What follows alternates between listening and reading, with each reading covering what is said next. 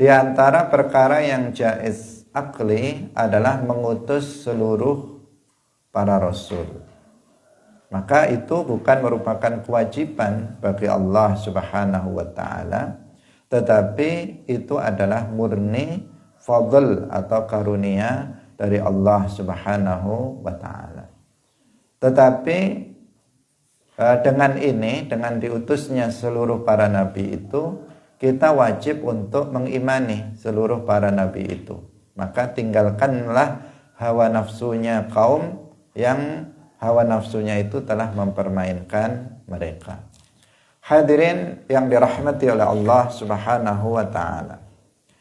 Salah satu hal yang sudah kita ulang-ulang dalam pertemuan sebelumnya adalah keyakinan Ahlus Sunnah wal Jamaah bahwasanya tidak ada sesuatu yang hukumnya wajib untuk dilakukan atau ditinggalkan oleh Allah Subhanahu wa taala. Salatullah salamullah alal hadi Rasulillah. Assalamualaikum warahmatullahi wabarakatuh. Hadirin rahimakumullah. Mari kita memulai ngaji kita pagi hari ini dengan mengikhlaskan niat kita. Kita ngaji lillahi ta'ala. Qala al-muallifu rahimahullahu ta'ala wa minhu irsalu jami'ir rusli fala wujuba bal bimahdil fadli lakin bidha imanuna qad wajaba fada' hawa qaumin bihim qad la'iba. Wa minhu lan iku setengah sangking perkara kang jaiz akli irsalu jami'i rusli utawi ngutus sekabehane rusul. Fala wujuba mongko ora ana kewajiban iku maujud. Bal bimahdil fadli balik kelawan murnine fadole Allah. Lakin bidza tetapi kelawan iki imanuna. Tetapi ne iku kelawan iki imanuna utawi iman kita iku wajaba teman-teman wajib apa imanuna. Fada mongko ninggalo sira hawa qaumin ing hawa nafsune kaum bihim kang iku kelawan bihim kelawan kaum qatlaiba teman-teman wis mempermainkan apa hawa. Hadirin rahimakumullah, muallif rahimahullahu taala mengatakan bahwa di antara perkara yang jaiz akli adalah mengutus seluruh para rasul. Maka itu bukan merupakan kewajiban bagi Allah Subhanahu wa taala, tetapi itu adalah murni fadl atau karunia dari Allah Subhanahu wa taala. Tetapi dengan ini, dengan diutusnya seluruh para nabi itu, kita wajib untuk mengimani seluruh para nabi itu. Maka tinggalkanlah hawa nafsunya kaum yang hawa nafsunya itu telah mempermainkan mereka. Hadirin yang dirahmati oleh Allah Subhanahu wa taala.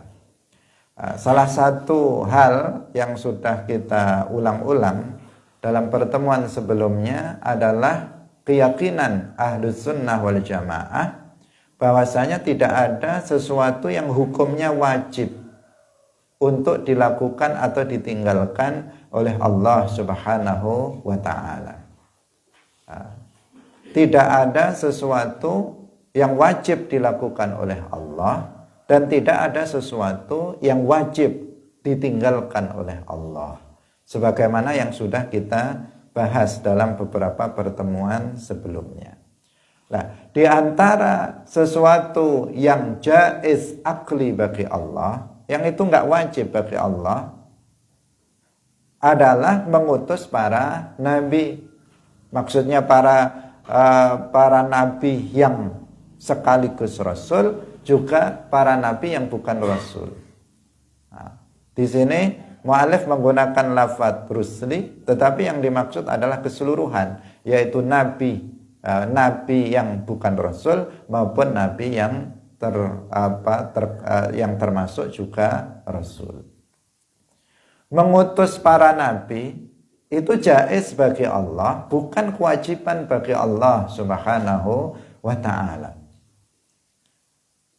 Pada azal sebelum diutusnya para nabi atau sebelum diutusnya para nabi, maka jaiz bagi Allah untuk mengutus para nabi atau tidak mengutus para nabi untuk umat manusia. Tetapi Allah Subhanahu wa ta'ala pada azal telah menetapkan untuk mengutus para nabi, sehingga diutuslah para nabi kepada umat manusia di dunia ini.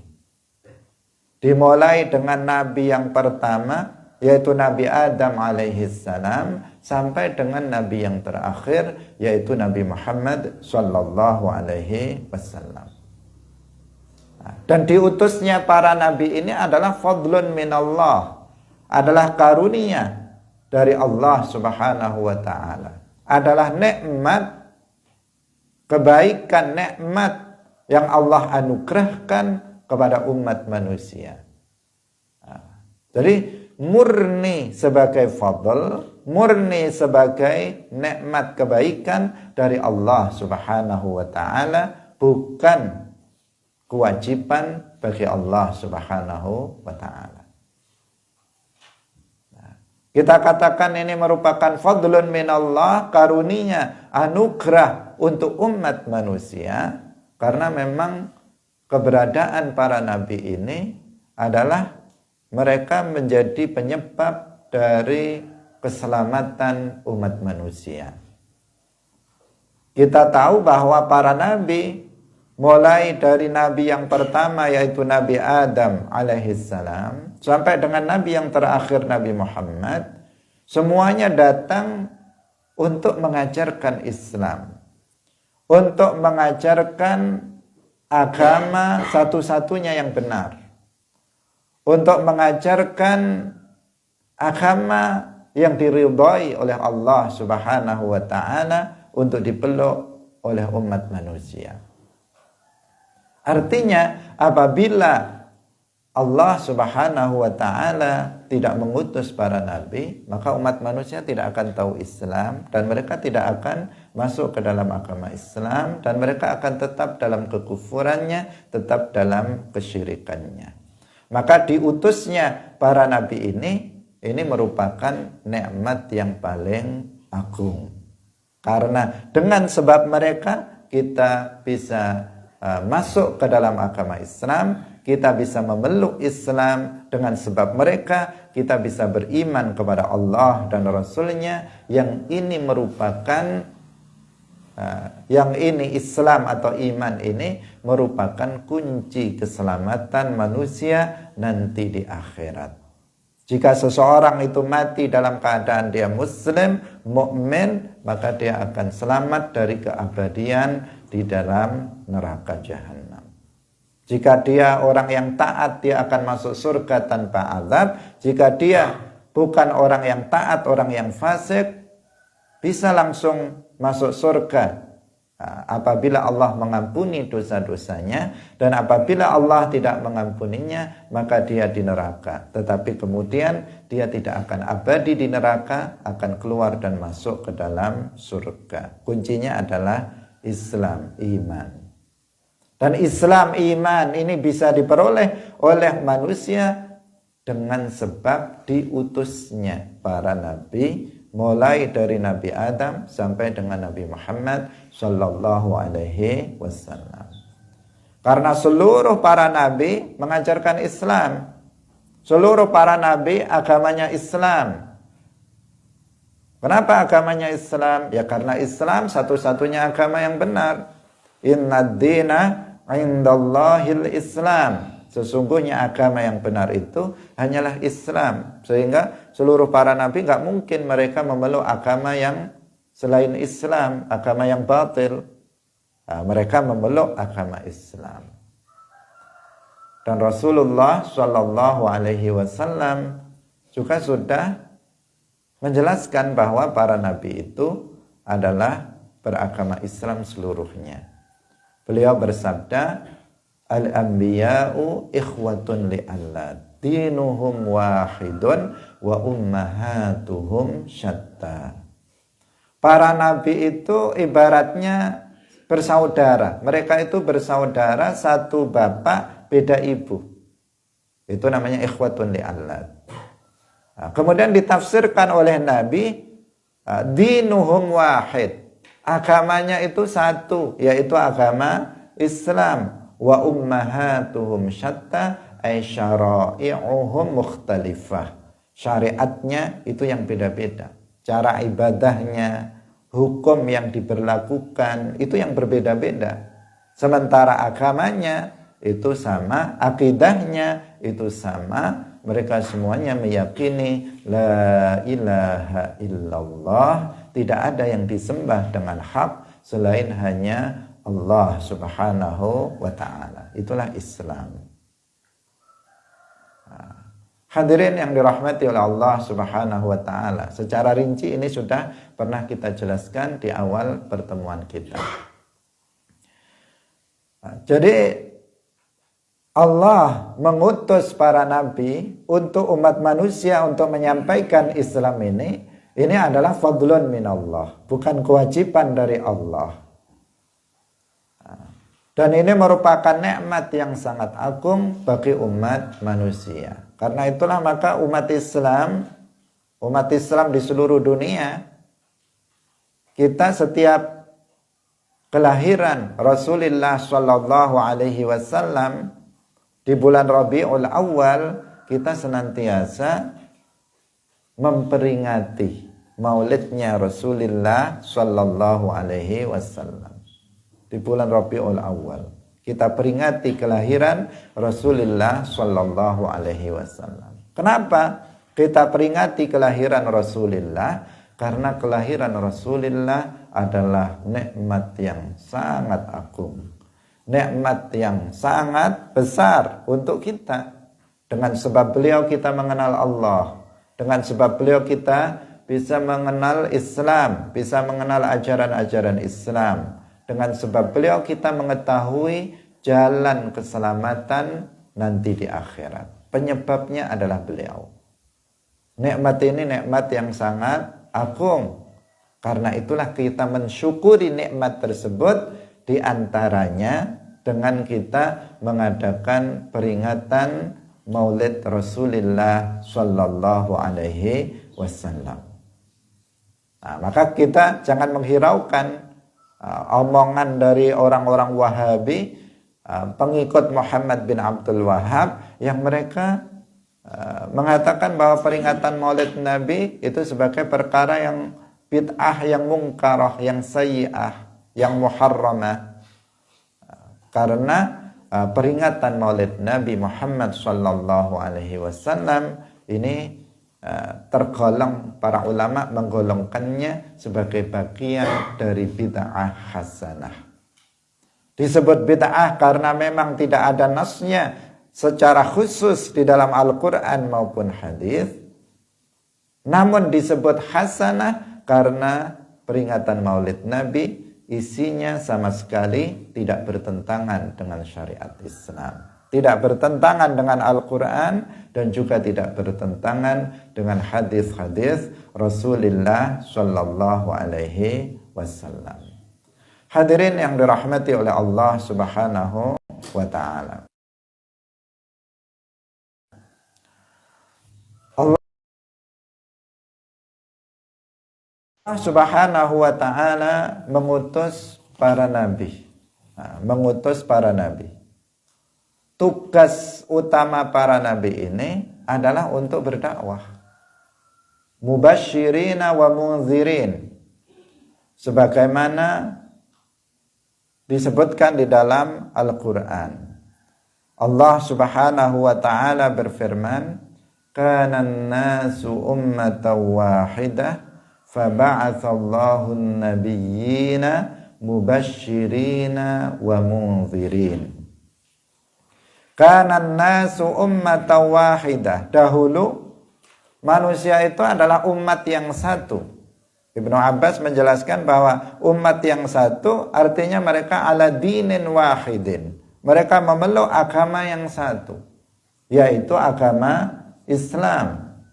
Dahulu, kapan dahulu ini? Yaitu pada masa Nabi Adam alaihissalam, pada masa Nabi Syith, pada masa Nabi Idris alaihissalam, umat Islam itu ala dinin wahid. Mereka semuanya beragama yang satu, yaitu Islam. Gak ada orang kafir zaman Nabi Adam alaihissalam. Putra putri Nabi Adam semuanya muslimun. Pada masa Nabi Syith, pada masa Nabi Idris, semua manusia yang ada saat itu semuanya muslimun, semuanya beragama Islam. Kanan nasu ummatan wahidah. Kemudian terjadi kekufuran setelah wafatnya Nabi Idris alaihissalam. Terjadi kekufuran, terjadi kesyirikan, terjadi ibadah kepada selain Allah setelah wafatnya Nabi Idris alaihissalam, di mana iblis menghasut umat Islam ketika itu setelah wafatnya 5 orang wali. Mereka menghasut umat Islam ketika itu untuk membuat patung dari 5 orang wali ini. Tujuannya awalnya hanya untuk mengingat jasa dari para wali ini, untuk mengingat kebaikan dari 5 wali ini. Tetapi kemudian setelah generasi berganti, kemudian iblis kembali datang menghasut anak cucu mereka, mengatakan bahwa orang nenek moyang kalian dahulu membuat patung-patung ini adalah untuk disembah. Kenapa kalian tidak menyembahnya? Maka mulailah pada saat itu ada orang-orang yang menyembah berhala. Hadirin rahimakumullah. Maka meluaslah kekufuran dan kesyirikan sampai selama 1000 tahun lamanya bumi ini tidak ada Islam. Tidak ada keimanan, tidak ada Islam di muka bumi ini, sehingga terjadi yang disebut dengan jahiliyah ula selama 1000 tahun. Faba'atsallahu an-nabiyyina mubasysyirina wa mundzirin. Kemudian setelah peristiwa ini, faba'atsallahu an-nabiyyin. Kemudian Allah mengutus para nabi. Untuk apa? Mubasysyirina wa mundzirin. Tugas mereka para nabi adalah mubasyirin wa mundzirin. Mubasyirin tabsyir, artinya memberikan kabar gembira kepada mereka yang mau masuk Islam dan mau mengamalkan syariat Islam dengan pahala dan surga nanti di akhirat. Para nabi mengajak umat manusia yang kafir untuk masuk ke dalam agama Islam dan untuk mengamalkan syariat Islam. Maka para nabi memberikan kabar gembira kepada mereka yang mau masuk ke dalam agama Islam dan mengamalkan syariat Islam dengan pahala nanti di akhirat, dengan surga nanti di akhirat. Wa mundzirin, dan memberikan peringatan, memberikan ancaman kepada mereka yang enggak mau masuk Islam, kepada mereka yang tetap bertahan dalam kekufuran dan kesyirikannya, kepada mereka yang bermaksiat kepada Allah, diancam dengan azab yang berat nanti di akhirat di dalam neraka. Ini namanya inzar, tabsyir dan inzar. Inilah tugas dari seluruh para nabi.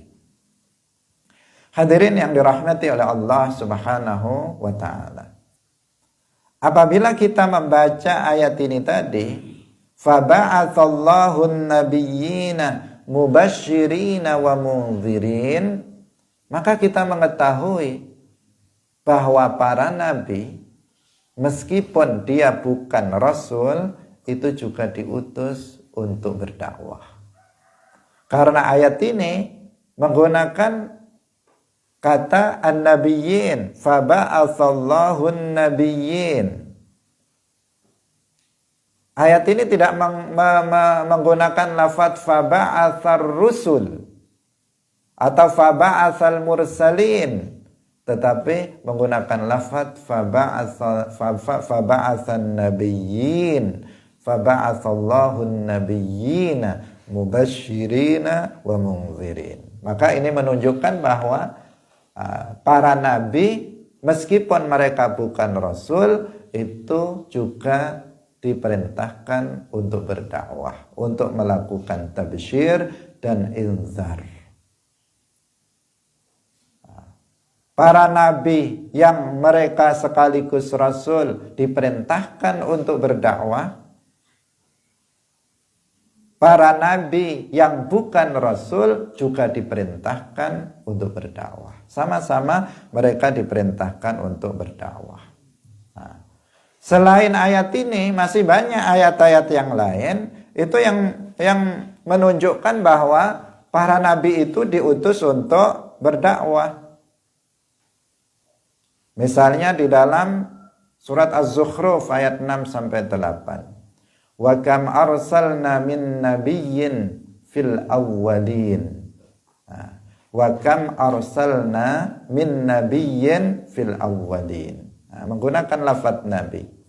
Kemudian dalam surat Al-Hajj ayat 52, wa ma arsalna min qablika mir rasulin wala nabiyyin. Wa ma arsalna min qablika mir rasulin wala nabiyyin illa idza tamanna alqasyaitanu fi umniyatih.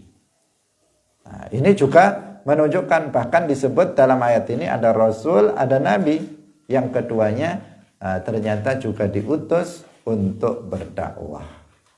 Dan masih banyak ayat-ayat yang lainnya yang menunjukkan bahwa para nabi itu yang bukan rasul juga diperintahkan untuk berdakwah. Juga diantaranya adalah hadis dari Rasulullah Shallallahu Alaihi Wasallam. Rasulullah Shallallahu Alaihi Wasallam bersabda, "Kanan nabiyyu yub'atsu ila qaumihi khassatan wa bu'itsu ila nasi kafatan." Kanan nabiyyu, Rasulullah tidak mengatakan kanar rasulu, tetapi kanan nabiyyu, dahulu seorang nabi itu yub'atsu ila qaumihi khassatan, itu diutus. Kanan nabiyyu yub'atsu, seorang nabi dahulu itu diutus ila qaumihi, kepada kaumnya. Wa bu'itsu ilan nasi kafatan, dan aku itu diutus untuk seluruh manusia. Nah, jadi dalam hadis ini Rasulullah tidak mengatakan kanar rasulu, tetapi kanan nabiyyu yub'atsu ila qaumihi. Maka menunjukkan bahwa seorang nabi itu juga diutus untuk berdakwah. Lalu apa perbedaan antara nabi dengan rasul? Para ulama menjelaskan, meskipun di sini memang ada perbedaan pendapat di antara para ulama sebagaimana disebutkan dalam kitab-kitab. Memang ada perbedaan itu. Nah, tetapi tentu kita mengikuti pendapat yang lebih kuat. Ketika terjadi perbedaan itu, kita mengikuti pendapat yang kuat, yang lebih banyak didukung oleh dalil. Kita telah menyebutkan dalil-dalil dari Al-Quran, kita menyebutkan dalil dari hadis. Secara akal pun tidak mungkin seorang nabi itu tidak diutus untuk dakwah secara akal. Kenapa? Karena kita bukan nabi. Kita ini bukan nabi, tetapi kita diperintah untuk dakwah. Rasulullah bersabda, "Ballighu anni walau ayah." Sampaikanlah dariku meskipun hanya satu ayat. Kita bukan nabi saja diutus untuk berdakwah. Masa seorang nabi tidak diutus untuk dakwah? Secara akal. Dari sisi bahasa, an-nabiyyu itu berasal dari kata nabaun. Menurut sebagian ulama berasal dari kata nabaun yang arti khabar, yang artinya khabarun, berita. An-nabiyyu ala wazni fa'il, jika ala wazni fa'il, jika itu berupa isim fa'il, maka artinya adalah orang yang menyampaikan berita. Jika menyampaikan berita, apakah itu namanya nggak bertabligh? Apakah itu namanya nggak berdakwah? Yang menyampaikan berita dari Allah disampaikan kepada umatnya, itu namanya dakwah. Jadi dalam semua sisi yang lebih, pendapat yang lebih kuat adalah yang juga mengatakan bahwa para nabi itu diutus untuk berdakwah. Ini bisa dilihat misalnya dalam tafsir Al-Baydawi dan dalam beberapa kitab para ulama lainnya. Hadirin yang dirahmati oleh Allah Subhanahu wa taala. Nah, jadi perbedaan di antara mereka bahwa para nabi atau para rasul dulu, nabi yang rasul, mereka itu datang dengan membawa syariat yang baru. Nah, mereka datang dengan membawa syariat yang baru. Sedangkan para nabi, mereka datang tidak dengan syariat yang baru, tetapi mereka mendakwahkan syariat rasul sebelumnya. Itu kalau nabi. Jadi kalau seorang rasul, nabiyun rasul, dia datang ada syariat. Syariat itu tadi kita tahu apa? Aturan-aturan ibadah, aturan-aturan dalam hukum, itu syariat. Nah, itu syariat namanya. Nah, kalau seorang rasul itu datang, itu dia membawa syariat yang baru. Sebagian ada yang memang sama dengan syariat sebelumnya, ada sebagian yang berbeda, ada yang sebagian menghapus syariat nabi atau rasul sebelumnya.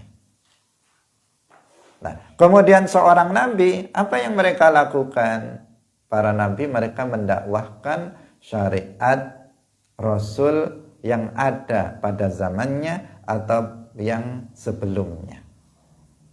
Misalnya para nabi yang mereka hidup setelah Nabi Musa atau yang semasa dengan Nabi Musa, maka yang mereka lakukan mendakwahkan syariatnya Nabi Musa. Para nabi mereka yang datang setelah Nabi Ibrahim alaihissalam, apa yang mereka lakukan? Mereka mendakwahkan syariatnya Nabi Ibrahim alaihissalam. Dan seterusnya. Karena itulah maka jumlah para nabi itu jauh lebih banyak dibandingkan dengan jumlah para rasul. Karena bisa jadi ketika seorang rasul itu hidup di suatu masa, itu ada nabi-nabi yang lain. Nabi yang lain, karena tadi kita katakan seorang nabi diutus kepada kaumnya, diutus ke kaum itu, kaum ini, kaum itu. Dalam satu masa ada rasul, di sana ada nabi-nabi yang diutus kepada kaumnya, yang mereka mengajarkan syariat rasul yang ada pada saat itu kepada kaumnya masing-masing. Hadirin yang dirahmati oleh Allah Subhanahu wa taala. Itu perbedaan antara an-nabiyyur rasul dan an-nabiyyu yang ghairur rasul.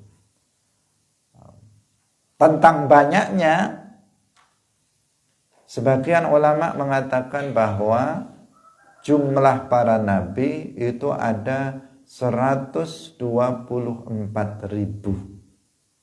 Jumlah yang banyak ya, karena memang masanya ribuan tahun, puluhan ribu tahun.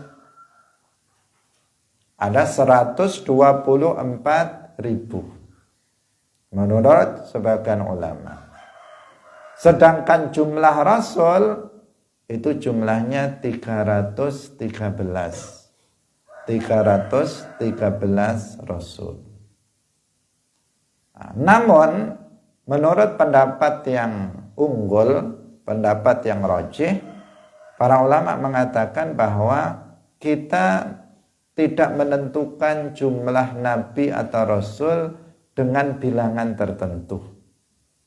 Kita tidak menetapkan, tidak menentukan jumlah atau bilangan nabi dan rasul dengan bilangan tertentu. Kita tidak mengatakan sekian ribu, sekian ratus, enggak.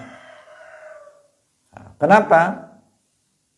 Agar kita tidak memasukkan orang-orang yang bukan nabi, bukan rasul sebagai bagian dari nabi dan rasul, dan agar kita tidak mengeluarkan yang seharusnya menjadi nabi, rasul, kemudian tidak dihitung sebagai bagian dari nabi dan rasul. Karena ini kan sesuatu yang ketika muncul hitungan 313, maka pasti di situ ada nama-nama, sehingga kemudian ditetapkan 313. Ketika dikatakan 124.000, tentu di situ kemudian ada nama-nama yang kemudian menetapkan bilangan 124.000. Dan ini bisa nanti terjadi karena nggak ada nas di dalam Al-Quran dan hadis. Bisa terjadi nanti orang yang seharusnya dia adalah nabi dan rasul nggak kehitung, atau yang seharusnya dia bukan nabi atau rasul kemudian dia kehitung sebagai bagian nabi atau rasul. Sehingga sebagian ulama mengatakan bahwa pendapat yang rajih, kita nggak mengatakan bahwa jumlah nabi itu sekian, enggak. Juga tidak mengatakan jumlah rasul itu sekian. Nah, itu tidak tidak dibahas menurut, atau tidak ditentukan menurut sebagian para ulama. Meskipun tadi juga ada pendapat yang itu juga berdasarkan riwayat yang menjelaskan bahwa jumlah para nabi ada 124.000 dan jumlah rasul itu ada 313. Hadirin yang dirahmati oleh Allah Subhanahu wa taala. Kemudian dari 124.000 tadi yang menurut hitungan para ulama, sebagian para ulama, yang pertama adalah Nabi Adam alaihissalam. Itu bil ijma', dengan keputusan atau dengan ketetapan, dengan kesepakatan seluruh umat Islam. Nggak ada yang mengingkari kenabian dari Nabi Adam alaihissalam, kecuali orang Wahabi. Orang Wahabi pengikut Muhammad bin Abdul Wahhab, di antara kesesatan mereka mengingkari kenabian Nabi Adam alaihissalam. Mereka mengatakan bahwa Nabi dan Rasul yang pertama adalah Nabi Nuh alaihissalam, bukan Nabi Adam alaihissalam. Sedangkan kita Ahlus Sunnah wal Jamaah, kita mengatakan bahwa Nabi dan Rasul yang pertama adalah Nabi Adam alaihissalam. Bahkan ini sudah sangat diketahui oleh umat Islam, sampai anak-anak kecil, anak-anak TK itu juga tahu bahwa Nabi dan Rasul yang pertama adalah Nabi Adam alaihissalam. Karena memang sudah menjadi kesepakatan seluruh umat Islam sebelum datangnya orang Wahabi yang memiliki pendapat yang aneh-aneh. Semua umat Islam sudah mengetahui bahwa Nabi Adam alaihissalam adalah Nabi dan Rasul yang pertama. Dasarnya diantaranya ayat Al-Quran. Allah Subhanahu wa ta'ala berfirman, Innallaha astafa Adama wa Nuha wa ala Ibrahima wa ala Imrana 'alal 'alamin. Innallaha astafa Adama. Sudah jelas langsung disebut Adam. Innallaha astafa Adama. Sesungguhnya Allah telah memilih Adam.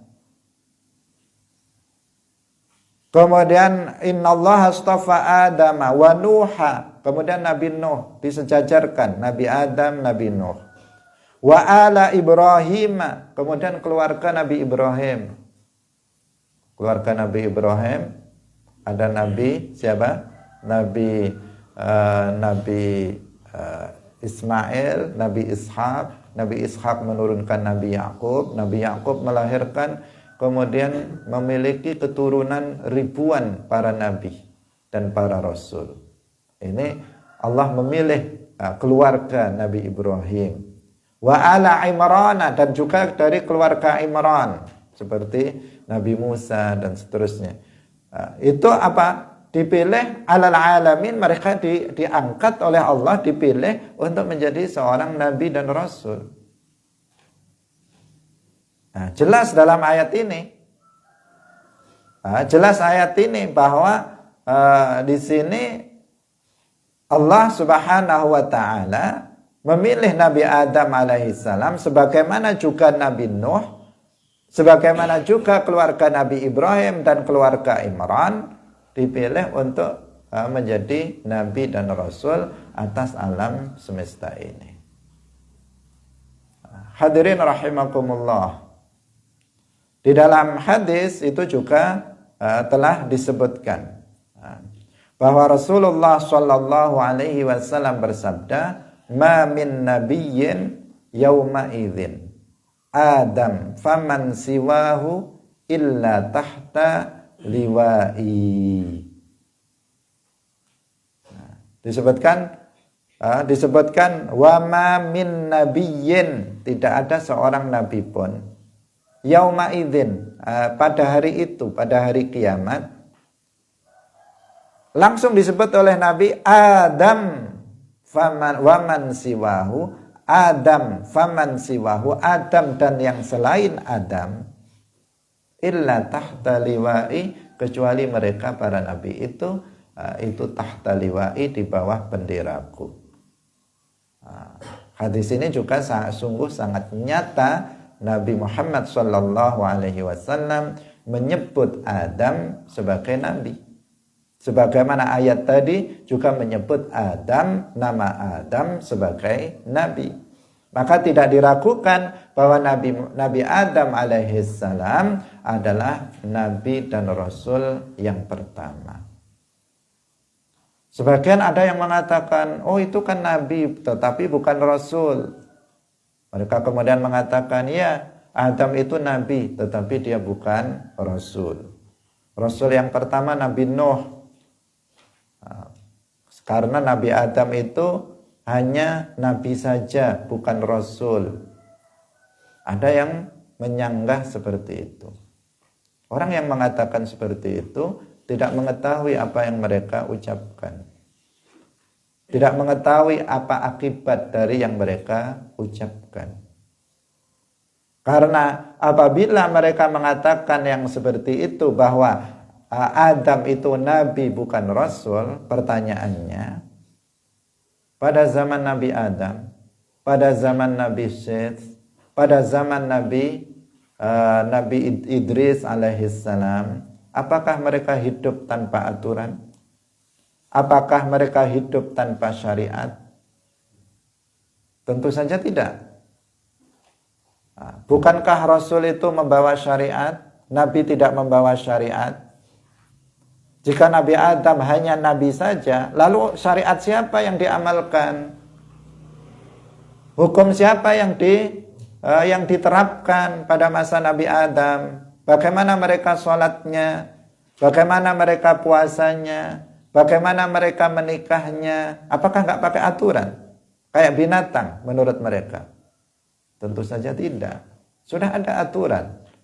Adanya aturan-aturan itu menunjukkan bahwa itu ada syariat. Dan siapa yang membawanya? Ya tentu Nabi yang pertama, yaitu Nabi Adam. Dan itu menunjukkan bahwa Adam itu juga Rasul.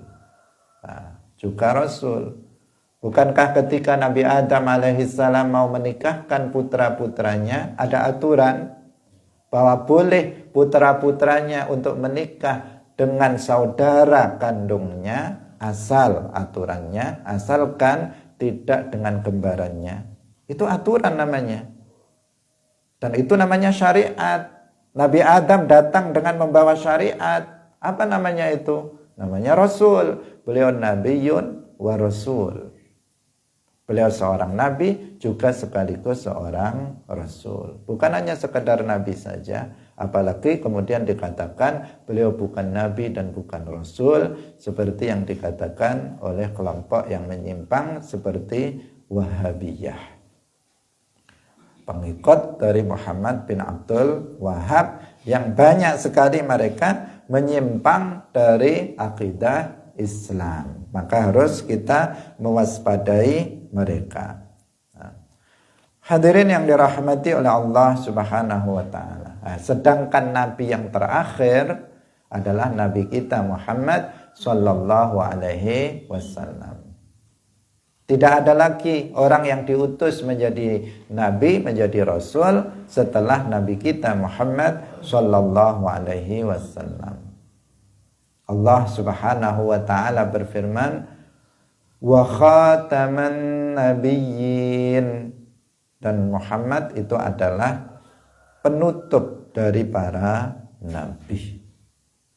Di dalam hadis Rasulullah sallallahu alaihi wasallam bersabda, "Wa khutima biyan nabiyyun." Dan diakhiri, ditutup dengan aku seluruh para nabi. Maka enggak ada lagi setelah Nabi Muhammad sallallahu alaihi wasallam orang yang diangkat menjadi nabi. Maka enggak boleh bagi kita untuk membenarkan pengakuan seseorang yang mengaku menjadi seorang nabi. Wajib bagi kita untuk menolaknya dan mendustakannya. Kalau ada seseorang datang kepada kita mengatakan saya adalah nabi, saya adalah rasul, seperti apapun orangnya, kayak apapun modelnya, sehebat apapun dia, kita wajib mengatakan kamu itu pembohong. Anta kadzab, kamu adalah seorang pendusta, pembohong.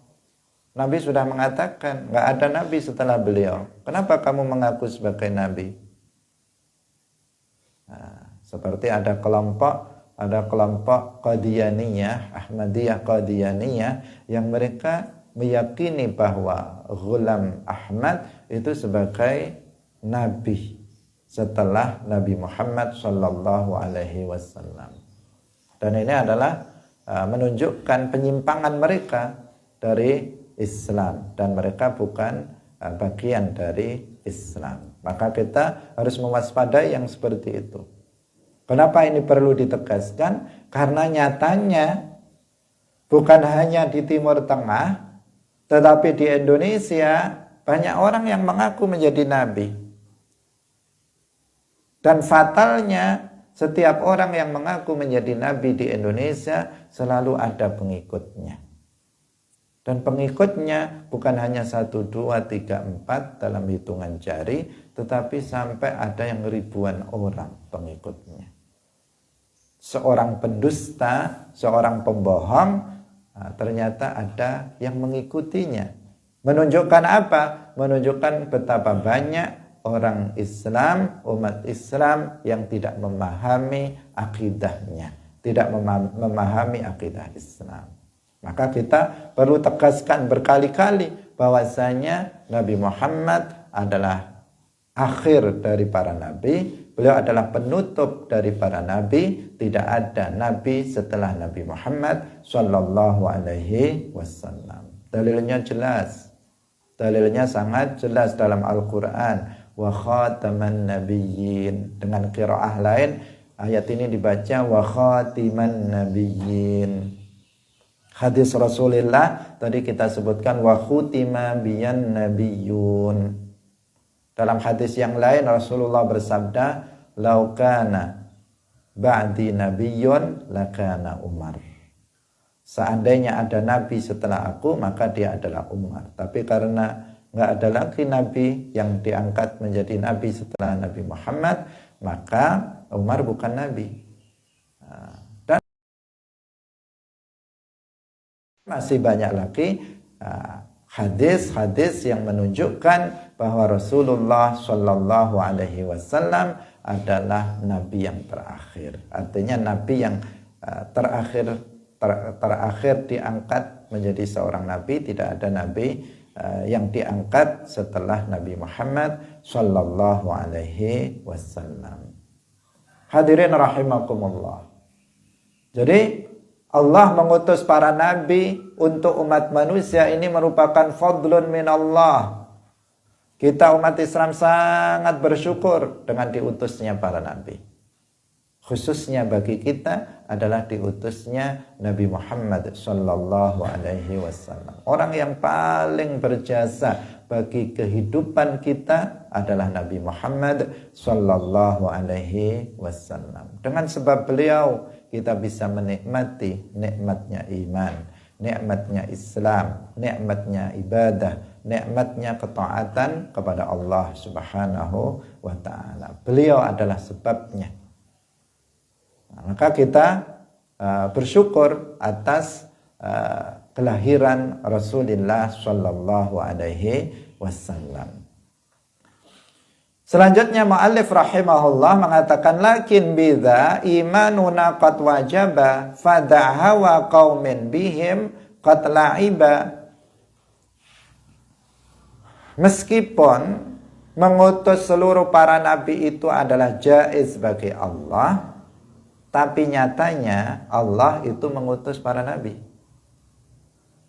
Allah telah mengutus para nabi. Artinya pada azal Allah berkehendak untuk mengutus para nabi, sehingga terjadilah bahwa Allah Subhanahu wa taala telah mengutus para nabi. Karena para nabi telah diutus oleh Allah Subhanahu wa taala, apa kewajiban kita terhadap para nabi? Kewajibannya adalah beriman kepada para nabi. Beriman kepada para nabi artinya bukan kemudian mengamalkan ajaran setiap para nabi itu, tetapi kita meyakini tanpa ragu bahwasanya Allah Subhanahu wa taala itu telah mengutus para nabi kepada umat manusia. Dan kita tidak mendustakan salah satu dari nabi-nabi Allah Subhanahu wa taala yang sudah disebutkan di dalam Al-Qur'an. Enggak boleh kita mengingkari kenabian Nabi Adam seperti halnya orang Wahabi tadi. Enggak boleh kita mengingkari kenabian Nabi Musa, Nabi Ibrahim, Nabi Isa, Nabi Muhammad sallallahu alaihi wasallam. Kita harus membenarkan bahwa Allah Subhanahu wa taala telah mengutus para nabi-nabi tersebut. Di dalam Al-Qur'an, kenapa dikatakan wajib kita beriman kepada para nabi, para rasul? Karena dalam Al-Qur'an kita diperintahkan untuk beriman kepada para rasul. Allah Subhanahu wa taala dalam surat At-Taghabun, beliau mengatakan, Allah berfirman, fa'aminu billahi wa rusulih. Fa'aminu billahi, maka berimanlah kalian kepada Allah, wa rusulihi, dan berimanlah kepada para rasulnya. Dalam surat Al-Baqarah, di akhir surat Al-Baqarah disebutkan wal mu'minun kullun amana billahi wa malaikatihi wa kutubihi wa rusulihi. Wal mu'minun kullun, dan orang-orang beriman, kullun masing-masing orang yang beriman itu beriman kepada Allah, beriman kepada para malaikatnya, beriman kepada kitab-kitabnya, dan beriman kepada para rasulnya. Jadi orang muslim, orang yang beriman itu beriman kepada para rasul Allah. Kita wajib mengimani adanya para rasul ini, para nabi ini. Gak boleh kita kemudian mendustakan mereka. Fada hawa qaumin bihim qad la'iba, maka tinggalkanlah hawa nafsunya kaum yang menyimpang dari jalan kebenaran, yang mereka telah dipermainkan oleh hawa nafsu mereka. Sehingga mereka kemudian apa? Kemudian mereka mengingkari diutusnya para nabi ini. Mereka mendustakan para nabi. Sebagian kelompok filosof dan sebagian orang-orang kafir, mereka tidak mempercayai diutusnya para nabi untuk umat manusia. Mereka telah dipermainkan oleh hawa nafsu mereka. Mereka telah dipermainkan oleh setan-setan sehingga mereka menjadi mengingkari diutusnya para nabi itu. Kita wajib untuk meninggalkan mereka dan kita tetap dalam keyakinan kita bahwa kita umat Islam, orang-orang yang beriman, kita mengimani para rasul. Ini yang dikehendaki oleh muallif, fada'hawa qaumin bihim qatla'iba. Hadirin rahimakumullah, demikian pengajian kita pada pagi hari ini. Pembahasan tentang, mulai kita membahas tentang bab tentang an-nubuwah, yaitu tentang kenabian, setelah kita menyelesaikan bab tentang al-ilahiyah. Semoga bermanfaat bagi kita semuanya. Barakallahu fikum, wallahu muwaffiq ila aqwamit thariq. Wassalamualaikum